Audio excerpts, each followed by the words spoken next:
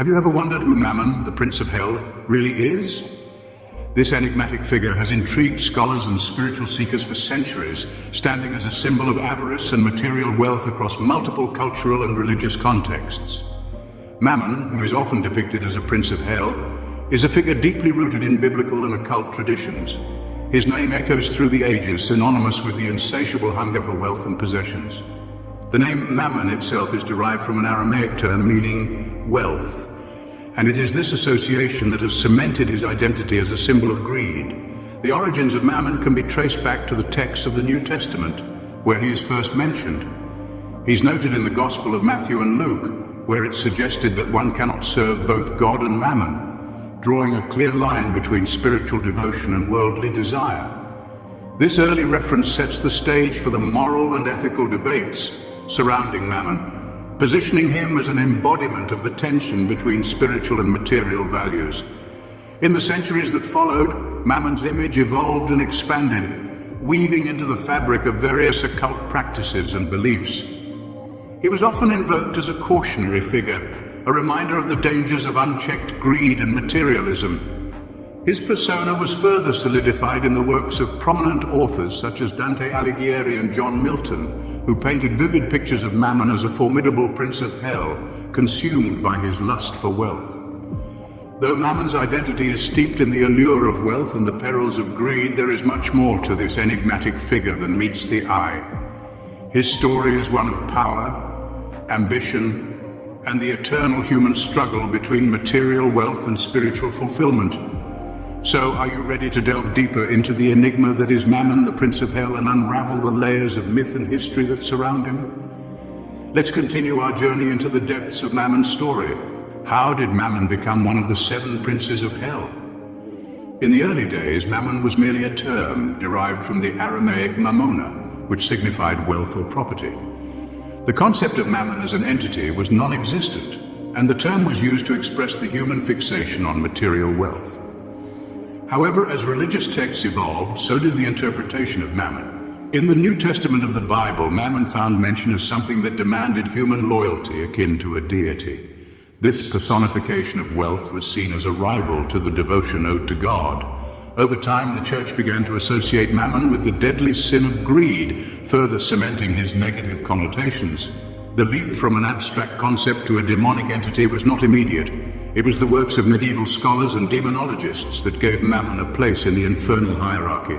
He was painted as a demon that personified the sin of greed and was said to tempt humans into avarice and worldly gain. Mammon's status was elevated even further in John Milton's Paradise Lost, where he was depicted as one of the fallen angels who sided with Lucifer in the rebellion against heaven.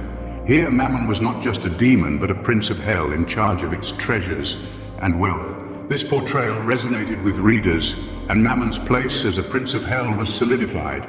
In various religious and occult texts, Mammon's rise to power is portrayed as a testament to human obsession with wealth and material gain. He embodies the peril that comes with unchecked desire for wealth and the moral compromise it often entails. His journey from a term denoting wealth to one of the 7 princes of hell is a fascinating evolution, reflecting the shifting perceptions of wealth and greed over centuries. Mammon's rise to power is just the beginning. Now let's delve into his characteristics. What makes Mammon stand out among the other princes of hell? The answer to that lies in his unique attributes and characteristics. Mammon, unlike other demonic figures, is not associated with violence or lust, but with something much more subtle and arguably more dangerous: wealth, avarice, and ambition. His name itself, derived from the Aramaic term mammona, means wealth. In fact, in the New Testament of the Bible, Mammon is personified as the god of material wealth. His influence is not exerted through brute force, but through the seductive power of prosperity and the lure of material success. His character embodies the human obsession with wealth and the lengths people will go to attain it. This association positions Mammon as a powerful tempter, luring people into sin through their desire for riches and power. Mammon's realm is not a fiery pit, but a golden palace. His dominion is not over the damned, but over the greedy. His power emanates not from fear, but from desire. This makes him a particularly insidious figure. After all, how can one resist a temptation that is so deeply embedded in human nature? Mammon's character also sheds light on the broader societal implications of unchecked avarice and ambition. It's not just about personal greed, but also about the wider impacts of such behavior on society at large. The pursuit of wealth, when it becomes an end in itself, can lead to social inequality, exploitation, and corruption. In essence, Mammon epitomizes the dark side of the human pursuit of material success. He is a mirror that reflects our own flaws and weaknesses. His character serves as a stark reminder of the potential consequences of unbridled greed and ambition. But Mammon is not just a symbol of human failings. He is also a powerful figure in his own right, commanding respect and fear in the infernal hierarchy.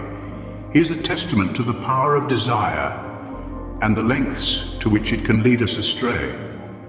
As we've seen, Mammon is a complex and intriguing figure. But what about his appearance? Can you picture Mammon in your mind? The visual representation of Mammon varies across different texts and traditions, yet there is a common thread of monstrous and intimidating form that is designed to inspire both fear and awe. The most traditional depiction of Mammon is as a towering, hulking figure, almost a grotesque parody of opulence and luxury. He is often portrayed with a golden crown, symbolizing his dominion over wealth. His eyes, sometimes described as burning with avarice, reflect his association with greed. His hands, often oversized, are shown clutching various symbols of wealth, from gold coins to gem-encrusted goblets, reinforcing his role as the prince of material wealth. In some interpretations, Mammon is portrayed as a more demonic figure, with horns, wings, and a tail, a stark reminder of his hellish origins.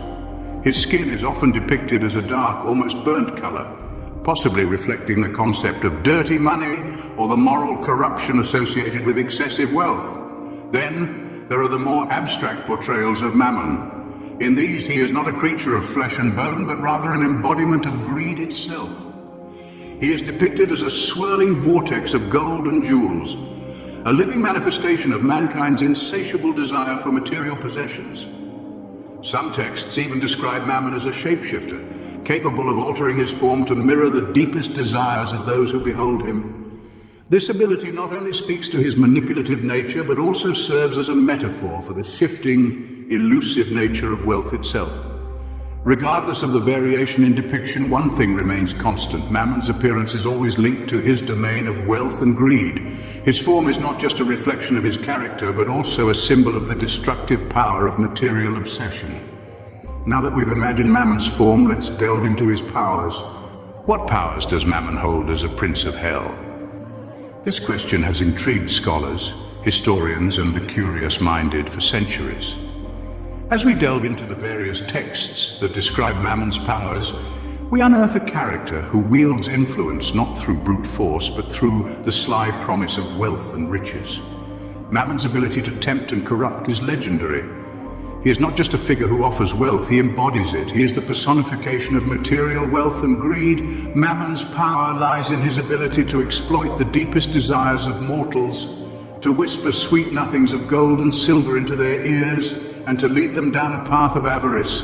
This is a power that is as potent and as destructive as any physical force. It chips away at the moral fiber of individuals, turning them into slaves of their own greed. But Mammon's powers extend beyond mere temptation. As the Prince of Hell, Mammon holds dominion over its treasures. This means he has control over not just material wealth, but also the wealth of souls that have been damned due to their avarice. This accumulation of wealth gives him a unique standing among the princes of hell, and a significant influence over those who succumb to their greed. Mammon's ability to corrupt is not limited to individuals. His influence can permeate societies, turning them into hotbeds of corruption and greed. This power to shape cultures and societies underscores the far-reaching impact of Mammon's influence. As we've explored, Mammon's story is a cautionary tale about the dangers of unchecked ambition and greed. His powers, while seemingly attractive, lead to destruction and damnation. The tale of Mammon serves as a stark reminder that wealth and power, when not tempered with virtue, can lead one down a path of self-destruction. As we've explored, Mammon's story is a cautionary tale about the dangers of unchecked ambition and greed.